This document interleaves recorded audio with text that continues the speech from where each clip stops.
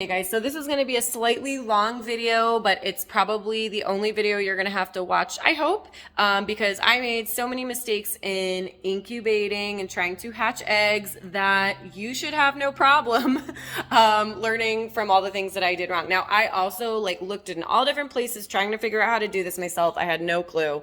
And so I had to kind of research it, but I'm a mom, I'm busy. I don't have time to go crazy with this. It was just a little project for us to do with our chickens. And so it just wasn't easy to find all the information in one place. So I'm going to try to get through all the information as quickly as possible. So first, how do you know if the eggs are fertilized? Well, if you have a rooster and you have a hen at least, then you have a chance, right?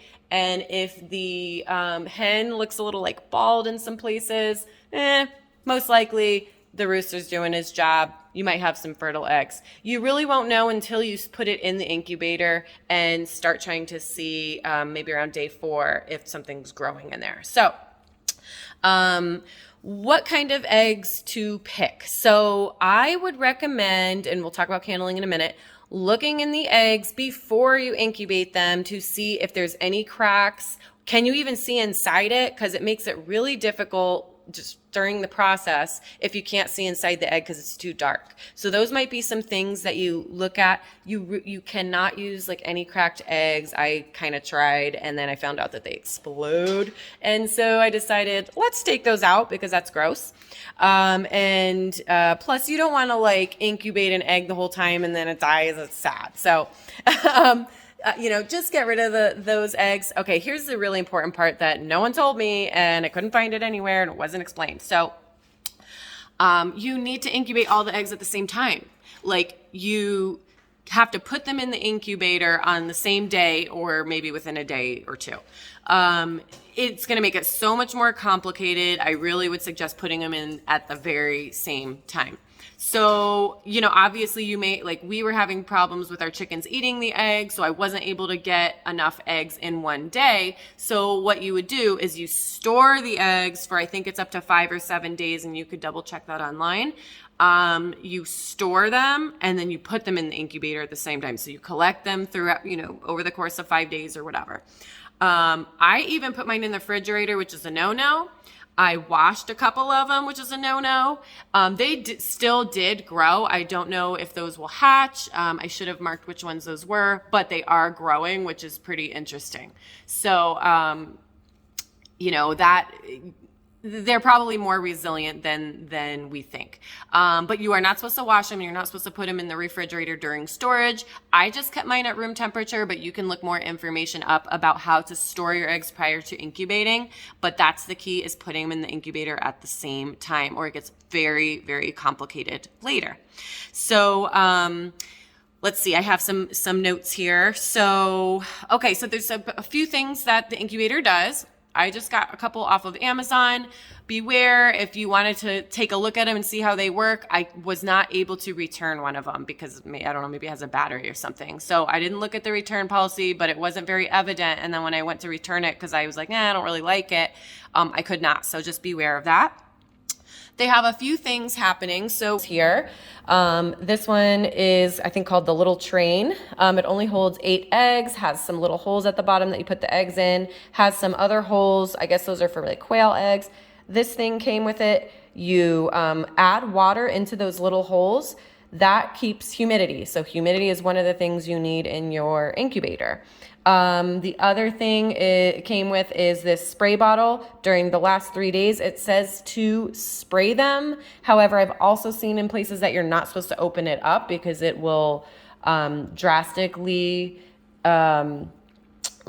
reduce the humidity. So I would assume that as long as none of the eggs have started to crack, that you are able to do this. Otherwise, once the egg's starting to crack, you would probably not want to open this up because it could hurt any of the ones that have cracks in it.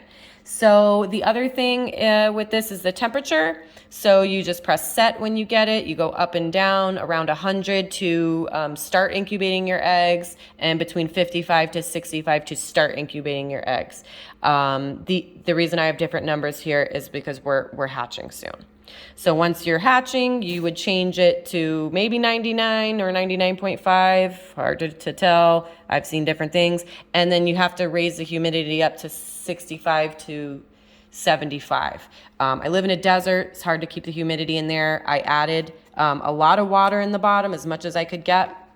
And then also I keep the styrofoam bottom on. It seems to help keep some of the humidity in there. It also came with a light. So this is what you use to look through the eggs, which is part of the process of hatching. You need to look at them a few times throughout the hatching process.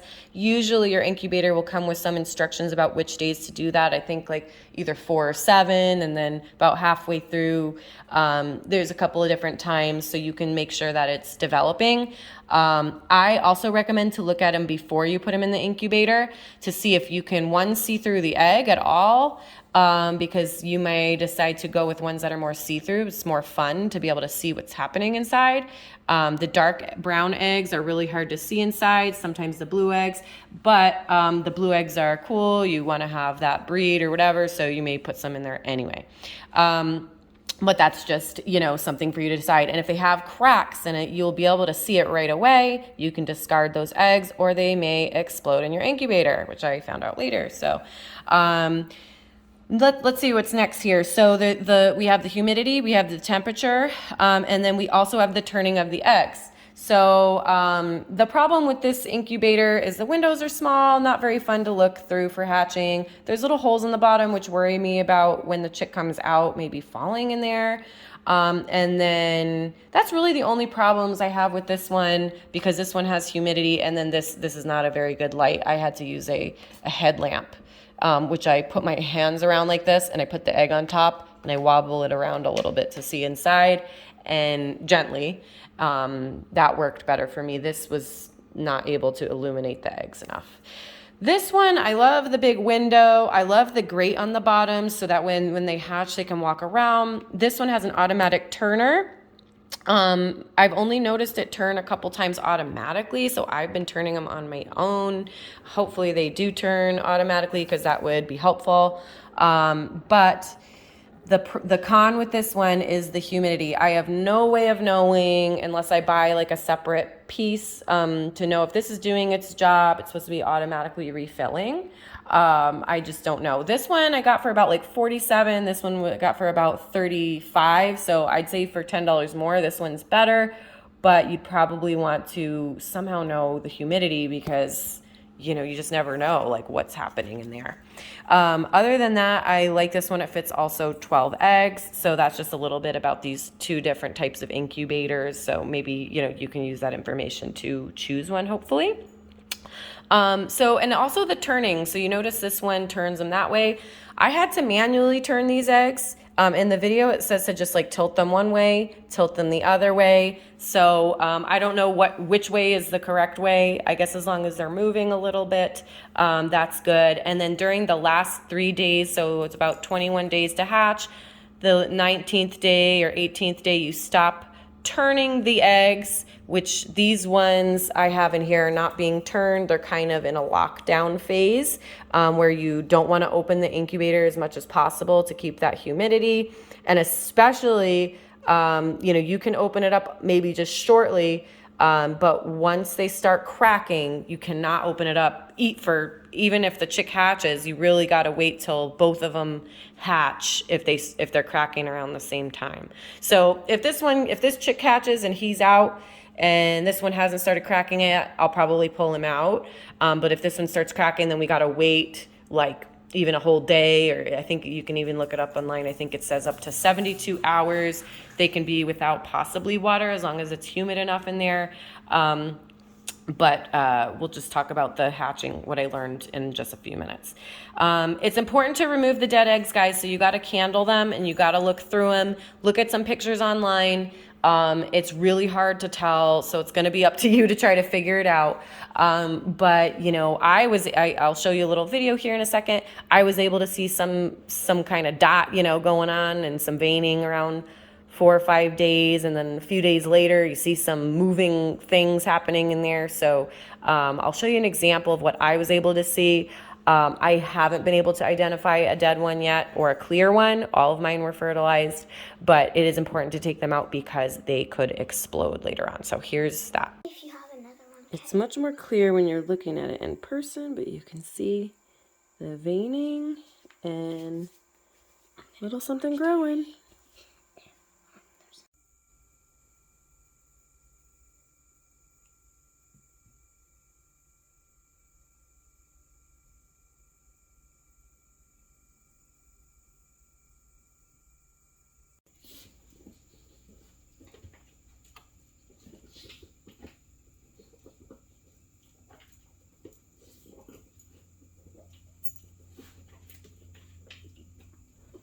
Okay, so just a couple more things I learned about hatching. We haven't hatched yet, so hopefully that goes well. But like I said, I'm just going to open this up shortly today, as long as it hasn't started cracking the egg.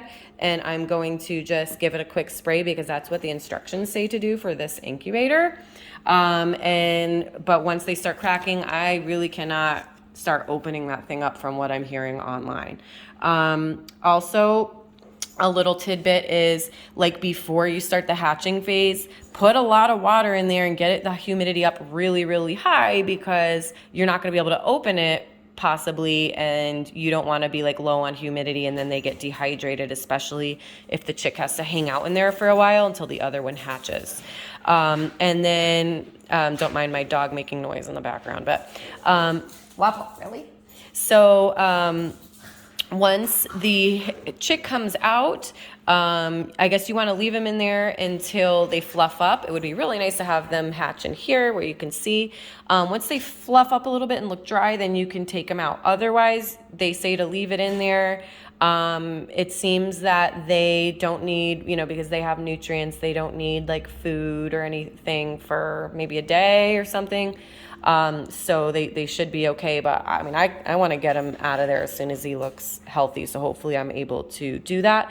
But it's really important, like I said, not to open this once the other one starts cracking, because they described it as shrink wrapping the chick in the egg. I guess it's like that sudden dryness of air or something. So just, really don't want to do that, and that's why, like, you could harm the other one that has cracked if that egg starts cracking. And I'm trying to think if I remembered anything else I found in my research about the hatching. If the egg is still attached to them or something, kind of just let it be, let it do its thing. And then, before you transfer them to, your, where they're going to live as babies, which I've done that lots of times, but I've never done this part. So hopefully we get the chicks soon. We are excited, and hopefully this information is helpful to someone else, so they don't have to go as crazy and make as many mistakes as I did. All right, well, thanks so much for watching.